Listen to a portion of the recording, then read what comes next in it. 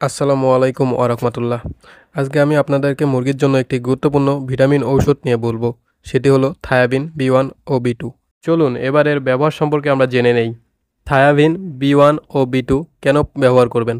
মোরগ মুরগি ও হাঁসের ভিটামিন বি1 ও বি2 এর অভাবজনিত সমস্যা, যেমন স্নায়বিক সমস্যায় ঘাড় বাঁকা হয়ে যাওয়া, প্যারালাইসিস, পায়ের নখ বাঁকা হয়ে যাওয়া রোগের প্রতিরোধ ও চিকিৎসায় থায়াবিন ব্যবহার করা হয়।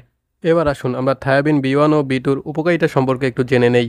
ভিটামিন বি1 খাবার থেকে শক্তি তৈরি করে, মুরগিকে দুর্বলতা ও স্নায়বিক সমস্যা থেকে রক্ষা করে, হঠাৎ ঘাড় মুচকে যাওয়া বা পিছন দিকে হেরে পড়া সমস্যা থেকে প্রতিরোধ করে।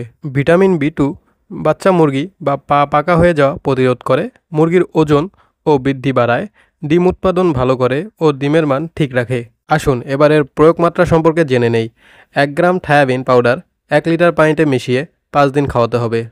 এবার আপনাদের জানানো যাক আমরা কেন থায়াবিন পাউডার ইউজ করলাম। বাচ্চা নিয়ে আসার 2 থেকে 3 দিন পর আমরা লক্ষ্য করি একটা বাচ্চা পুরা ঘাড় বাঁকা। এই বাচ্চাটির সমস্যা জন্মগত ছিল না আমাদের এখানে নিয়ে আসার পর হয়েছে, সেটা আমরা সঠিকভাবে জানি না। পরবর্তীতে আমরা যেখান থেকে বাচ্চা সংগ্রহ করেছিলাম সেখানে জানালে তারা বলল ভিটামিন বি1 ও বি2 প্রয়োগ করতে, যেন বাকি বাচ্চারা আক্রান্ত না হয়। আরও একটি বাচ্চা আমাদের পায়ের পাতা বাঁকা ছিল।